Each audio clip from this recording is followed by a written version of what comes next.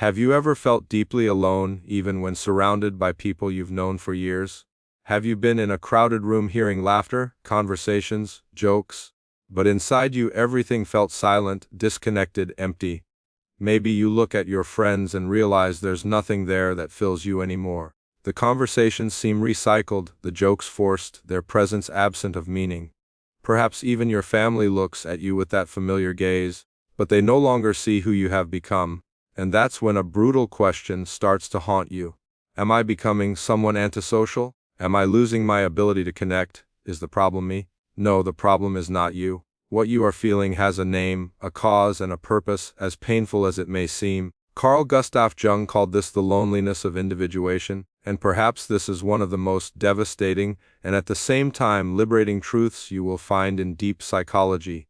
Because when you start to evolve psychologically, when you begin the process of becoming who you really are and no longer who others expected you to be, you inevitably distance yourself. Not because you want to, not out of arrogance, but because you can no longer stay where your soul has already departed. You start to realize that a good part of the people you love still live an unexamined life.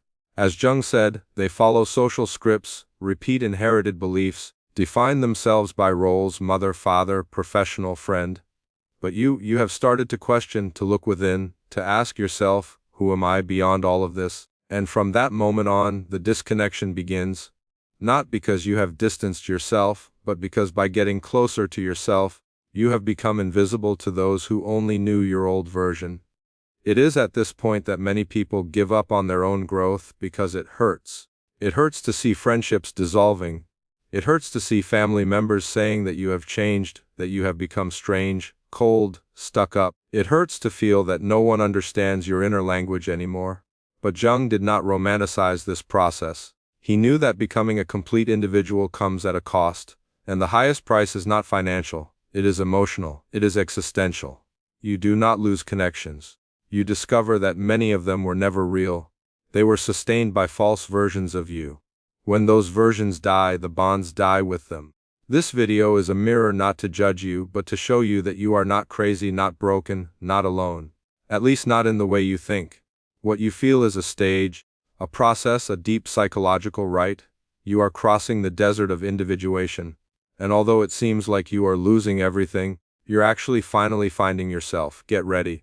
What Jung reveals to us is not easy to hear, but it is exactly what you need to understand to navigate this phase with clarity, strength, and purpose.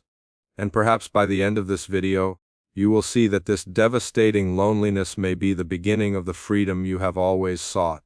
Carl Jung did not see psychological development as a light, gradual, and socially accepted process. He knew that the true evolution of consciousness is violent, silently violent, not because it involves direct external conflict, but because it dismantles from within all the structures that kept you integrated into the herd. And when these structures crumble, you discover something that no one warned you about. The price of becoming yourself is losing automatic belonging. According to Jung, most people live in a state he called identification with the persona. They confuse themselves with the social role they play. They are the lawyer, the older brother, the nurturing mother, the joker of the group, the shoulder to cry on, the successful one. But these masks, which work well in the collective theater of everyday life, are not the essence. They are merely adaptive armors, and the problem arises when you begin to realize this.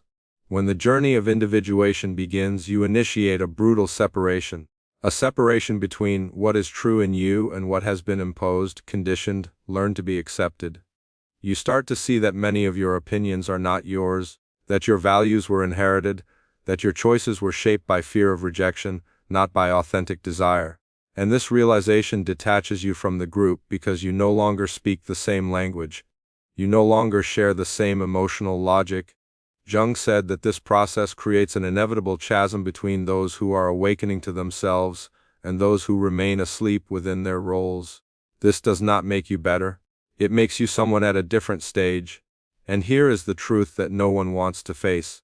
It is impossible to stay connected with everyone while you free yourself from the invisible shackles of conformity. The closer you get to your center, the further you distance yourself from the center of the masses. This distance is not just geographical, it is existential. It is the kind of distance you feel even while sitting at the table with loved ones. But you can no longer pretend. You hear them, but you do not connect. You smile, but inside you feel a deep fatigue. Not physical but of the soul. Because to be there, you would have to amputate parts of yourself that no longer accept being silenced. And perhaps the cruelest part of all this is the following. You begin to realize that you can no longer go back. You can visit the old world, but you can no longer inhabit it. Because once you see, you can no longer unsee. Once you feel, you can no longer anesthetize. Your awakening has created a definitive rupture with the surface. And it is at this moment that the process becomes even more difficult, because the people around you will notice, and they will not passively accept this change. Deep down, they know that your transformation threatens their emotional balance, and the reaction will come. Prepare yourself, because in the next part we will explore exactly what happens when you stop pretending and others begin to try to pull you back to the old version of yourself. If this content is making sense to you, click the subscribe button and subscribe to the channel. Thank you for your support. Jung observed that the process of distancing does not happen suddenly. It comes in waves, each one deeper, more honest, and more irreversible than the last. It is not you who decides if they will come. It is your growth that invokes them, and once they start, nothing can stop them. The first wave is silent but devastating. You simply stop pretending. Things you used to tolerate now deeply disturb you. You begin to lose the ability to play the roles that sustained your old relationships. The forced joke no longer brings you a smile. The superficial chatter in the group of friends no longer entertains you. It exhausts you. The parties where you used to get intoxicated now seem like empty rituals. It's not that you have become difficult. It's that your authenticity has matured to such an extent that any form of self-betrayal has become unbearable. You begin to live in dissonance. Around you, everything seems to continue as before, but inside you something has changed radically. And this change is noticeable. Even if you say nothing, others feel it. This is where the second wave arises. The reaction of the people around you, the resistance, the attempt to pull you back. You're different. Do you think you're better than others now? Where's that lightness of yours from before? Phrases that are not genuine concerns, but unconscious defenses of those who feel threatened by your awakening. You need to understand this. Your growth confronts the stagnation of others. When you transform, you hold up a mirror, and this mirror reflects what many are not ready to see in themselves. They feel they have lost something, and they have. They have lost control over the version of you that was comfortable for them. And this awakens discomfort, jealousy, criticism, or even rejection in them. Then comes the third wave, the hardest, the most honest. You discover that many relationships only existed because you played a specific role. Perhaps you were the always available advisor, the funny person who lightened the mood, the friend who always said yes, the obedient child who never questioned anything. When you stop being those things, not out of rebellion, but out of integrity, those relationships begin to evaporate, and you realize with pain that they were not based on who you really are, but on who you perform to be. It is in this third wave that loneliness truly settles in. Not a physical loneliness, but a loneliness of essence. You feel that you no longer belong to a world that no longer resonates with your new frequency. It is painful. It is cruel, but it is also necessary, because it is only by losing what was false that you begin to make space for what is real. But what now? What do you do with this emptiness? How do you survive the fact that you can no longer be who you were, but still do not know who you will be? How do you traverse this space between the death of the persona and the birth of the self? In the next part, we will talk exactly about that, how to endure and transform the loneliness of individuation into fertile ground for the rebirth of your authentic identity. Few pains are as confusing as losing people without a fight, without shouting, without dramatic breakups. Just the silent distancing, the gradual cooling, the inevitable disconnection. You try to understand, you try to rationalize, but there is no logical explanation that can erase the emptiness that settles in when bonds dissolve. Not due to conflicts, but due to growth. It is an invisible mourning, a mourning that no one validates because you cannot justify it with common arguments. We broke up, we fought. There was betrayal. No. You just no longer fit, you no longer match, you no longer function on that frequency. And that is hard to accept, because for a long time you believed it was possible to evolve without losing. to grow without breaking, to expand without distancing. But Jung was clear about this. The process of individuation comes at a price, and the price is the illusion of permanence. You cannot continue being the same person if you are truly transforming, and consequently, you cannot maintain all the connections that belong to the previous version of yourself. The cruelest part is that no one prepares you for this kind of loss. People talk about distancing from toxic relationships, about cutting ties with those who harm you. But no one talks about what to do when you need to distance yourself from people who once meant everything to you. Not because they hurt you, but because you grew. This kind of distancing is more painful than that caused by betrayal, because it comes with guilt. You wonder, was I selfish? Could I have done more to keep this relationship alive? But the truth is that the only way to maintain those ties would be to betray yourself, to reverse your process, to pretend you haven't changed, and that now is simply impossible. Jung called this necessary psychological death, a stage in which you let parts of yourself die, and with them the relationships that clung to those parts. It's like pruning a sick branch from a tree. It hurts, but it is the only way for something new to grow. You are going through a season of loss, not due to failure, but due to integrity. You are not isolating yourself, you are detoxifying. But what to do with this pain? How not to get lost in it? How to find meaning while the old world disappears and the new has not yet arrived?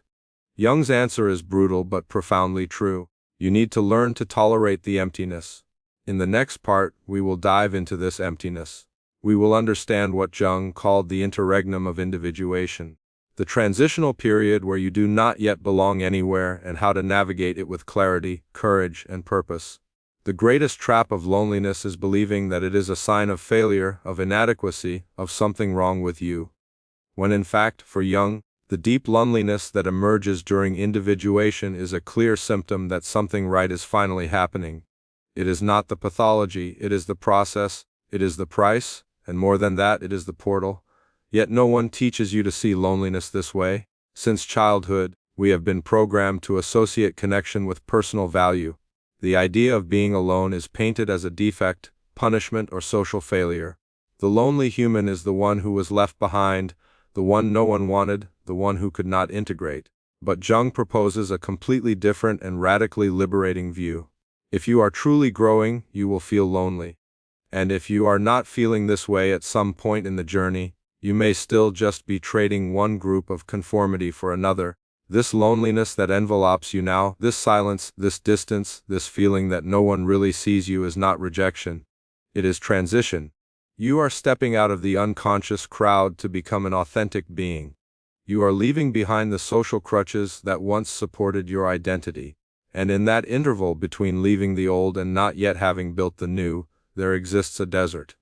Jung called this the psychological interregnum, the time between what has died and what has not yet been born. It is in this desert that most get lost, because it is long, cold, dark, and there are no guarantees. You do not know when or if you will find new connections that resonate with who you have become. You have no map, no applause, no company. It is you and you. And here is the most crucial point. It is in this space that you learn to be whole. If you endure this emptiness without fleeing, without numbing, without retreating, you are reborn. Because true emotional autonomy is born in this kind of solitude. It is when you stop begging for belonging and start building a life that reflects your truth, even if that means starting from scratch,